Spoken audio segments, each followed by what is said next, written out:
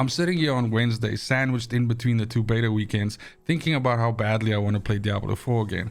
And I thought it's a good idea to record some thoughts on what worked in the beta, what didn't work in the beta, since not a lot is likely to change in the second beta weekend, since we're basically getting all of the same stuff with just 2 additional characters to play.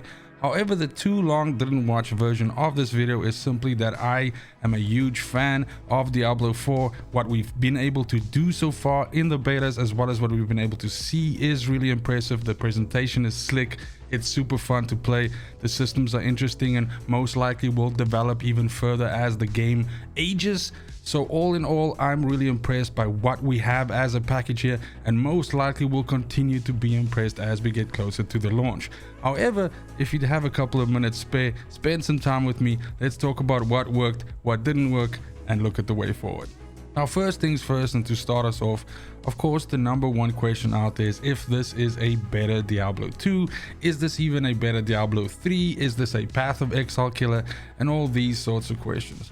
Now, let me preface this by saying that I'm a huge fan of the Diablo franchise and I've spent a huge amount of hours playing each entry in the franchise, with the exception of Diablo Immortal. Let's say for, I guess, obvious reasons, maybe not so obvious for you. That being said, I find myself to be a huge fan of the genre of this particular kind of game, which is ARPGs played in this exact, sort of like format. And I've played most of the games which Diablo 4 is now standing up to be compared against.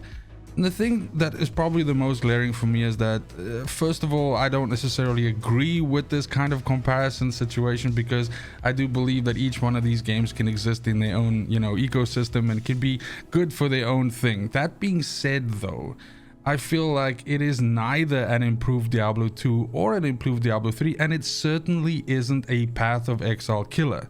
Addressing each one of these things simply is that Diablo 4 exists in its own place, where it kind of like tries to portray itself as an MMO light, with a lot of MMO-like features in it, like world bosses and a bunch of other things, and therefore it kind of exists in its own little place where it's trying to do a little bit of the other genres which Blizzard are known for, like World of Warcraft, while still retaining the sort of Diablo flavor, the Diablo identity that we've all sort of grown to love. So I definitely don't think that this game is necessarily from a build quality and from a, let's say, variety quality and improvement over Diablo 2. I don't necessarily think that it's an improvement over Diablo 3's, ability to really customize your builds, anything like that. And when it comes to the Path of Exile sort of argument, I would definitely say that it is not a Path of Exile killer, because in many ways this is a super simplified version of a lot of the systems which are present in Path of Exile, which I'm sure also very popular with purists of that game. Comparisons aside, when we look at some bullet points specifically around the game, and starting us off with story, this basically takes place, I believe it's 30 years after the end of the last game, and so there's a lot of familiarity here and a lot of like similarities to previous Diablo stories, and there's enough here for returning players to feel comfortable and to essentially recognize the world in which they are living in and playing in, and also to recognize some key players in this world. However, I like the fact that we've essentially distanced ourselves from a lot of the core people in the previous franchises, and therefore this is also a perfect place for someone that's brand new to this specific universe to basically find their feet. That we've been able to see so far in Act 1 is compelling, sure. I definitely think the game starts off extremely well. I don't want to give any spoilers to anybody that hasn't seen it yet, but the opening act, the prologue, is really cool and is surprising in a way with just how dark they're willing to go with the telling of this story. So really enjoyed that so far. Now, of course, we've only seen a small portion of the story. We still have many acts in the full game, and this could obviously develop and kind of get better or get worse. So all in all, story is probably the most dangerous one to do any predictions on right now, because as it develops over the later acts, it could very easily become something amazing, or it can be kind of like, ho-hum, and really the star here is, the gameplay. Getting us on to gameplay, it certainly has a lot more in common with Diablo 3 than it does with Diablo 2, with the one exception that we now have a dodge system.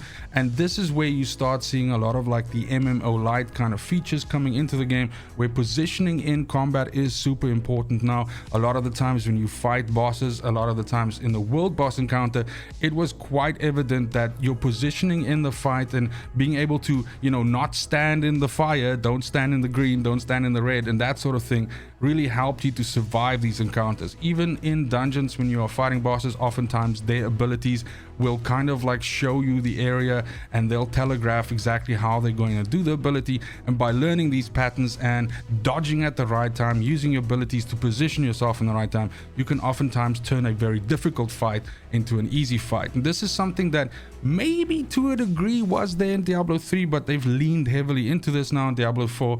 And certainly it's a welcome addition. I really like the idea of that. That adds another dimension to combat, and it's really cool. When it comes to like the game systems itself, basically, you know, the way in which you slot your skills and how you can develop those skills, I feel like we have a little bit of less diversity than we had in 3. We certainly at this moment in time have less diversity than we had in 2, but please do bear in mind that we've been goofing around in Act 1. We have 25 levels. We don't have any paragons. We don't have any later development. We've only seen maybe like a fraction of the legendaries and all of that. So while it might seem now that there really isn't as much build diversity, we have to understand that if at most we've probably seen maybe 15 to 20% of what we can do.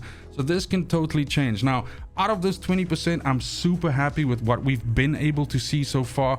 I really like the fact that you can sort of lean into different builds and everything like that. There are certainly some outliers at the moment right now, and it's unlikely, you know, or rather it's unclear to me whether this will change drastically between now and the launch in June. There is basically 2.5 months left, so there are changes that they could make to certain things. However, I'm not sure if they would just rather just let it ride and basically see how it develops, and then maybe make some of these changes in later seasons. Just commenting on some of the other things, like of course the audio is top notch. Specifically, I really like the way in which they've hyper focused into different character voices, all of that, and you know, characters having personalities, including your own characters that you play, which, you know, Diablo 4 takes a little bit of a step in a different direction here. Previously, Blizzard has always been known to tell their stories from a cinematic perspective, and you know, their cinematics through the years have been top notch. I really don't think I need to explain this to anybody.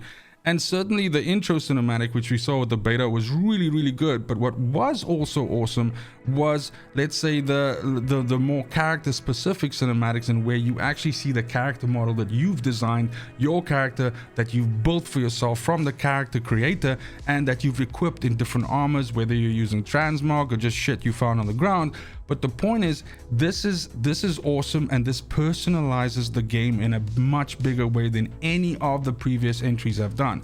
This is, in my opinion, a step in the right direction, because while I really do enjoy those cinematics, I don't need, you know, 2 hours of those cinematics to tell the story, where you can sort of sprinkle in these like character moments where it zooms in nice and close and you interact with someone, and it really starts driving more like the role-playing side of the game and the personalized side of the game, that it is you in the character forward.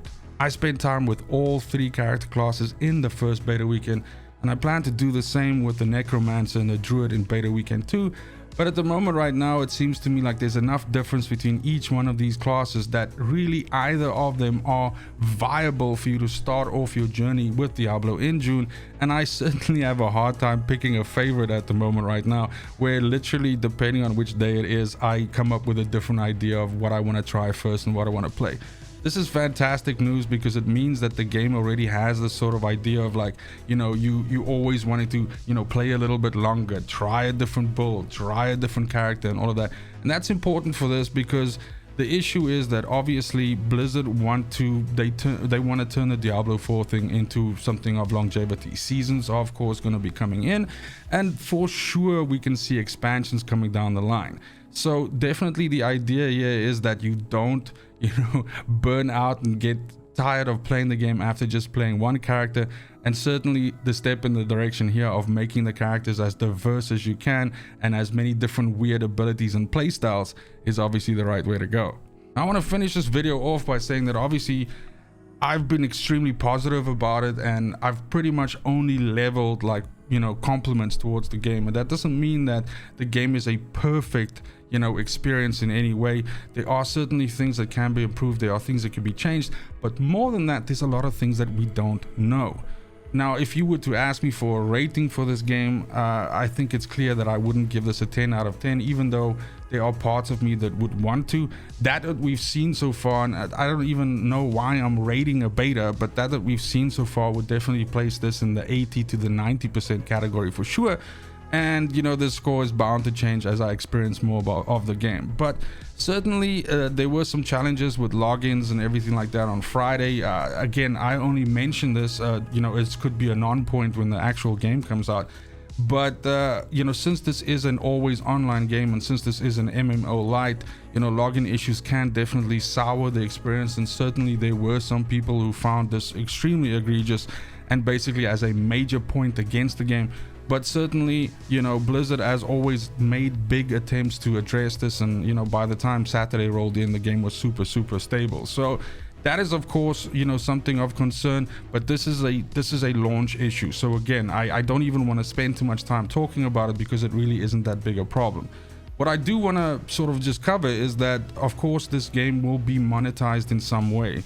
Season pass obviously means cosmetics and things like that, and again, the reason why I mentioned this is, you know, as I mentioned before, having not played Diablo Immortal, was because of the monetization behind that game. You know, that was my main reason for not doing it. And the same concerns, or rather the same problems that made me not play Diablo Immortal would also make me not play Diablo 4.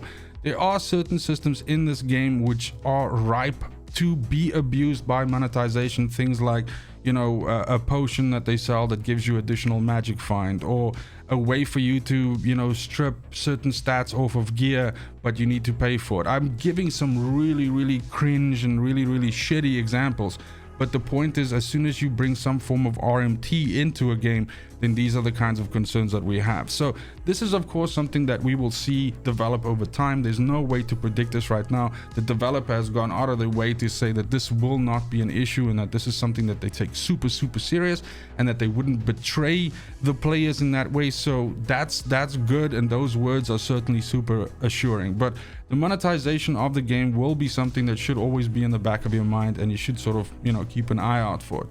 The other issue that I also have is that when it comes to one of the things that eventually made me stop playing Diablo 3 was the fact that in the end, the seasonal content was essentially like this tit for tat, you know, thing between legendary sets. That one season, one legendary set was super powerful because it was buffed, and then everybody would play for that set, and that would be the most efficient way for you to farm the season, and it would be the best way for you to push rifts.